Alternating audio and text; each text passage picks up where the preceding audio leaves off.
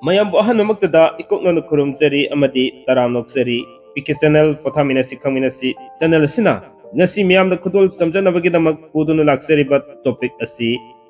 Yumbalon lamjingi makha sathajarak poina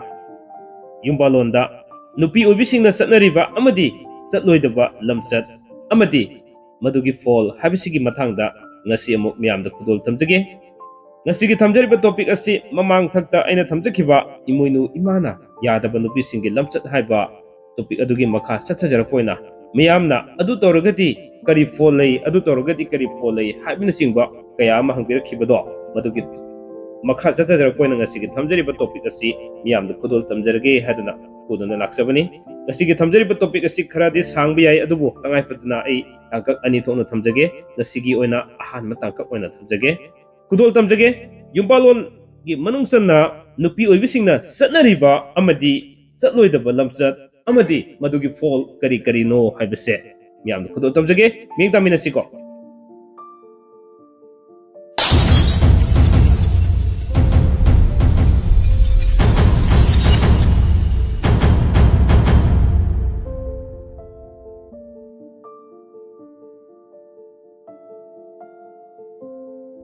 Fare adudi mayam ngasi gi thamjariba topic asomda mayam puning sangna taminasi ko ngasidi aduk matik yamna kanaba topic mo oigani masi nipasu nupisu taminabada kwaidagi fabu oigani hatare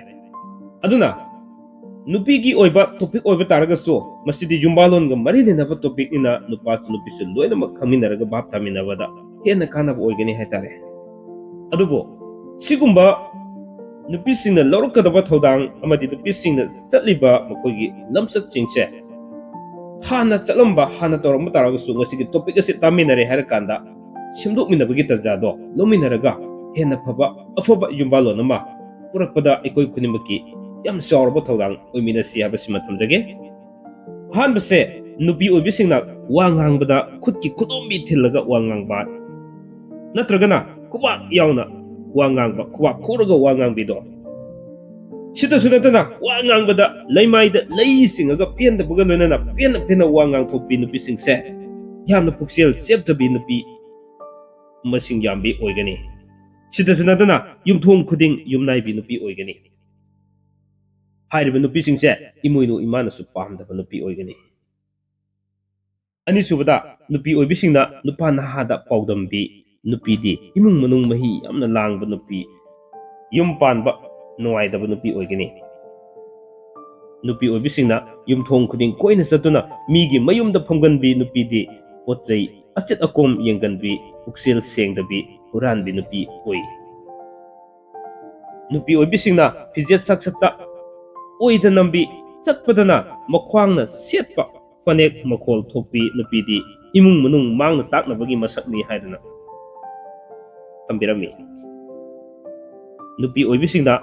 khusa prok thekanbi aduga haksangi saruk-singda hakajarakpada kalak pena khut ani thadana hotkanbi amasung tingli yangni natragana hakam chanbada makhwangda setpa phi nathaganbi nupi sing ado lori yumpham mutpa nupi oigali habisima khangminasi imoinu imanasu yadaba Lamchat singni masalai daba amadi ahal lamal singi pamungda pakhatuna phamba amasung hippa tohide nupi oibisingna mapamgi mi laklaga hai singbi mapamgi mi lakpa matamda leikai lana hindokanbi natragana mapam toina chatkanbi nupidi mana leiruriba yum ado nongmagi mayeng taduna lairabi imung ama oirakani habise aikoi khangminasi sita sunadana nupi oibisingna ko setpa fironda ningpham tunpham naibi kokki samhatna pongbi samjida samjet thetkanbi nupidi chathok potolomdaida unabada phattaba kudam pibi nupi oigali nupi oibisingna manak nakpa au mi khudingda asapot leramu haiganbi pochai leibadasu karambi nupidi punsi supa lairagali natragana nipa masing yamgali nupi oibina makok lawai bapada kakhatlaga sampulaba natragana lukhamdagi chathana lengjumgi mapada amasung lengjumdagi khara haithana pullabadi nipa masing yambi uksel leptabi nupi oigali nupi oibisingna chilkanbi ngangni makai khungganbi awayakum yamna heisingbi nupidi yum palaga mapamda halakanbi nupi oigali ngasigi aina thamjari basingse maru oina mau oibisingdani ko ma'am mau oina yumbalaba matungda mau oina leiribasingda makoina satkanba mawong matawsingduni leisabisingidi kaihna yaude aduga maru oina mau oibisingna matay maku uraga makok maru hadokpi section dabi nupidi atokpa nipaga hamdinnarabi oktabiga pangkhakni madugi mathaktasu mawa mapuroibaga kainaba leminadaba ama oigali nupi oibi singna wai sit sengba matamda ludabi nipa naha ahal lamangi mibu nena satpi mi khuding ubada nokna miko kopi chaulagana kapna wa ngangbi pot loishinbada pot sing thampham naidabi nupi di matam khudimakta kuina leibi yaroi nupi oibisingna khong thangbada tung laubi michei miramdana ayakpa palheidaba kya panganbi sap sirap toganbi sagalakpa numitna pakat wangkalaga thenglaga thabak kalkhalakpi nipana ha talamdaida pong phakpi ahing tumbada setpa phibu ayuk nungthil khaidana idongbi nupi oibigi hauknabi thagi khongkap lakpa matamda lei salakpa matamda mibu khangan uhanbi section dabi hirol naidabi nupidi imung manung laira halakpada natana nipa naha punsidaba masa masu na tawjaruba thabak padimakta mangna taknabagi masak oirakpi oigali sidasu natana nupisina makoigi punsida miyamdagi tongahalakpi angawbi orakpa natragana nupi aduna pokpa masasingi manungdagi angaw afai amadi soidana yawgali nupi oibisingna ayuk sak samangda natraga nungthil sak toklaba matungda tumlabadi nupi adugi masa ado layengpham khangdana laina kya pubi nupi orakpi yai yumda kanagumba mi ama lakpada imung adugi leijaba fak natraga mora amadi fal pamnaba phida thagadabani phida ado thaba matamda karigumba mafam sadabana maram oiraduna inthok insin sembada khongna kauduna semnabadi phida ado hamgadariba mi aduda khongna kaubaga pangkhap oi habase khangminasi aduna mi ama lakpa matamda phida thaba matamda khutna irenjana thabase masi nupa khak natana ngakpigani nupi khak natana nupa singso saribasidi yumgi mi ama lakpa matamda loinamak pangthokminagadabani sidasu natana mi lakpada phida thabase khongna kauduna phida adu khongna kauba habase yari makai tawdabana fai tawroidabani habase ahal laman singna takbiramba yumbalonki yamna luraba pauktakni habase mayam khangminasi mathang sidi nupi oibina imung manung wai tai chit sengwa matamda phigi phijet phigaina nura oiduna wai tairaba lam senglabadi phijet aduna pikchillaktuna hek tumkhibada sijinariba imung adugi mi ama sigani habase ahal laman singna thambiramba pauktakni aduga phi masena nura oiba oiheide adunani ahal lamal kyana lafu apatpa nura adi lafu apatpa singba adugi thadalaga nura oinharamba aduga mai thabagi aremba singmache sing ado loina thadokpa phai aremmaduna langthoklabadi mapot ama pharakpa matamda imungi mi ama sigali haduna ahal laman singna takpirami imung manungi kolik phengpham mafam ama naigadabani aduna mafam khudimak kon phengpham oirabadi nongma natraga nongmagi soidanamaki imung ado laira mayeng tarakpa oigani imuinu imanasu sangba ngamdaba imung ama oigani loinana fatta haudi hidokpham mafam ama naigadabani chakhumda sak thonglingeida chakhumdagi tholaklaga yensang napi ꯍꯦꯛꯄ ꯃꯇꯝꯗ ꯆꯥꯛ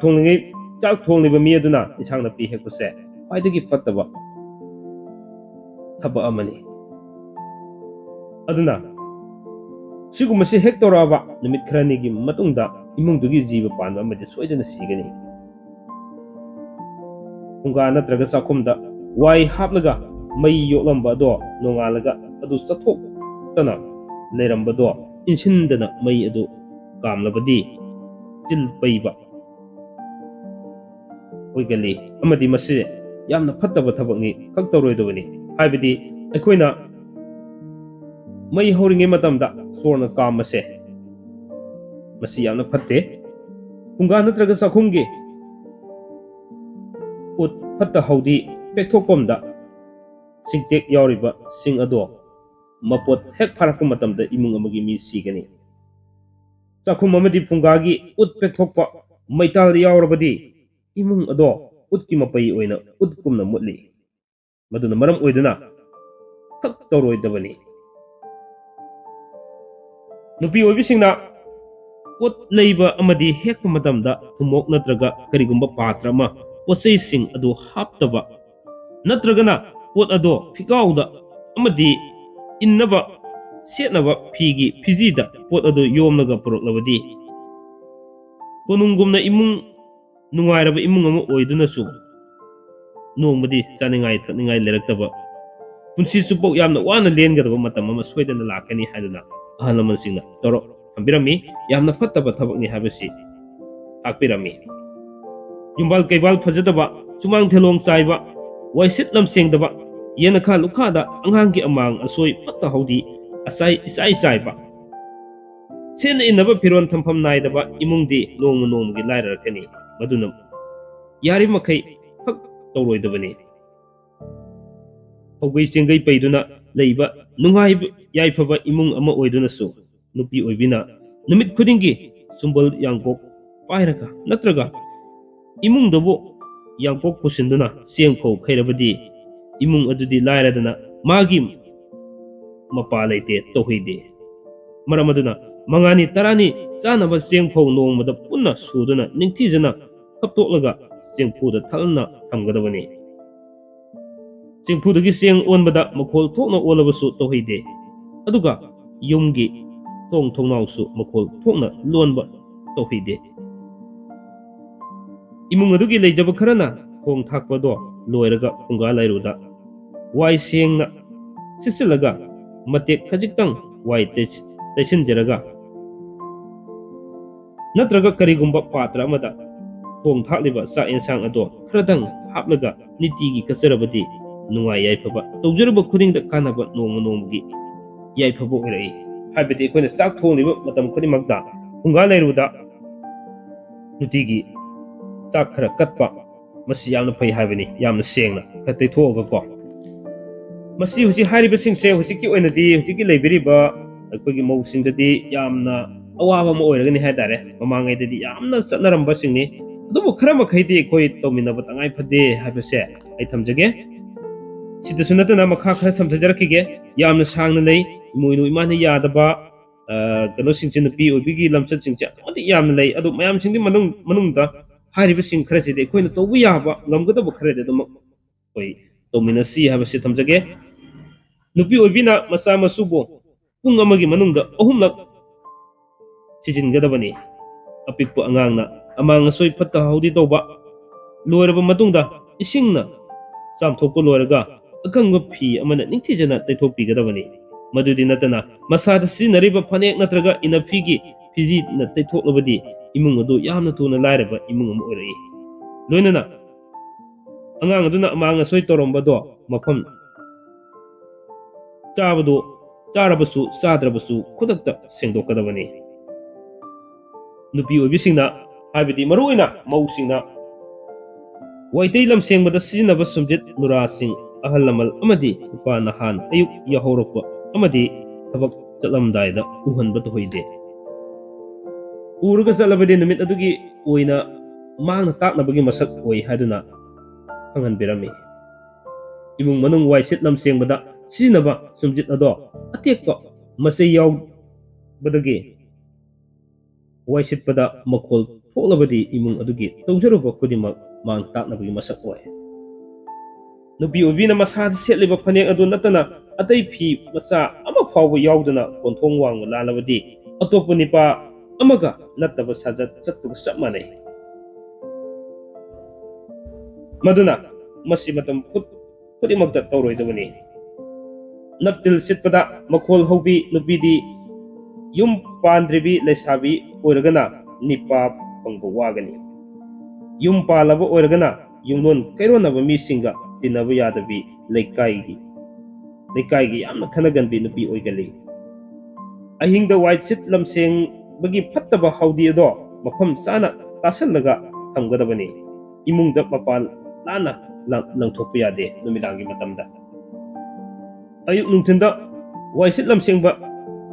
fatta haudi ado paiduna thamlabadi ana ek nangba imung ama oigani haibadi numidangda wai sitlam seng tabu matamda mafam amada paira thamgadabani aduga ayuk nungthingi oiragana dokhigadabani sumna takpibani wai sitlam sengbada imung lomdagi mapal lomda sitokpa tohide imung lomda sichingadabani sengjingadabani chana thaknaba sem saba amadi thong thakpada nupi oibina makok maru thi macha amana khumgadabani madu yaudrabadi imungdugi awaba ama oirakani iru maithajaduna amadi phi hongbada nupi oibina haksangi phinunggi kanglonsing mingonda onsinduna olabadi masagi punsi teli maramaduna matam khudimakta tawroidabani nupi oibina chak natraga sahana thaknaba thong thakpada thonglibasing ado sauduna pakhalakpada khabaina ngaktuna ottuna ngaknai aduga machilgi sorna kamduna thongba ado charabadi lukhak sabaga pangkhakni sor kamduna thongba cha insang ado charaga mayumda mapal thoklabadi lamsi sigani maramaduna khak tawroidabani chak natraga insang thongliba safu natraga uyal ado khabai yungduna thamlabadi madu yamna phattaba ma oigani yensang thongliba uyal aduda maroi mapang thakpada uyal mathakta thangna soiduna thakpa natraga iroliba patragi mathakta maroi mapang thangna soiduna thakpa phatte sengna harabada atopa patragi mathakta thang paiduna hekta soijinba adugumba pot charabadi langphai chatlabadi adugumba charaga langphai chatlabadi langphai da sigalli maramaduna matam khudimakta tawroidaba thabak oi angang pokpugi phiju phijamda thengnaba phattaba phirol amadi machumna singbado isingda langtharabadi angang adu ising taaduna sigalli i yawba phirol ina singba ado usek oyana uton wadona pukhakraga ngawna phaina punsi chupa lenba angang am oigali habadi i yawba phiron sing ado usek oyana sikaga pukhraga mathakta sikta taragadi hariba angang do hayeng choroga angauba phaibu ira habani usi oyana pukiba i matum ado uton wadon pukhakraga setuna sakrabadi angang ado sarolaga thori yanuna sigali maduna yari makai hariba se koi section batangai phate asumna ngasigi thamjariba ahan matang ka topic ase matang asai dal loisinjage mathangda sigi makha tarakpade konin yumgi mausingna khangba yaba mausingi oiba habidi nupisingi okoina Chatnariba amadi tawroidaba thabaksing madugi folsing kari no habado ani supa tangkaki makha amuk samthajarake adu ngasigi oinadi ahan matangkakse matang asai dal loisinjage ngasigi topic ase karam tobibagi habado domodom soidanamaki comment box evening angani habisi thamjage soidanamaki ibirao aduga tamjariba topic asida aina haijabada soikiba lankiba wahiwata yarugasu chungthokminaduna aikoi khudima amatoina khangminabagi wakalondo pusin minaksi haibu wafamje thamjaraga ngasigi damukadi matang asoida tension jage hayeng mo asigi ngasigi thamjariba sigi makha tarakpa ani suba tangka umuk myam pudol tamjage punamuk amukasona kainana yathang nizari inabirsi anglai pakna yai fare